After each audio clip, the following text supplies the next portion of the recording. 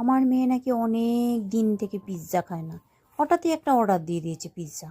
আর কি বলবো, সেটা আবার ভেজ। আমার না একদম ভেজ পিৎজা খেতে ভালো লাগে না।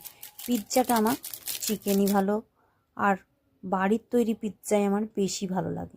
ওনার নাকি এখন মন করেছে, আর যখন তখন মন করলেই তো আর খাওয়া যায় না, তাই বাধ্য। আমিও একটু দেখলাম, দেখতে খুবই সুন্দর, খেতে কীরকম লাগবে কি জানি, তবে উনোর পিৎজাগুলো খুবই খেতে টেস্টি হয়। আর এই পিৎজা আমি অত ভালো খাই না, এই পিৎজাটা বানালে বেশি ভালো লাগে আমার। এই পিৎজাটা সত্যি ভালো খেতে।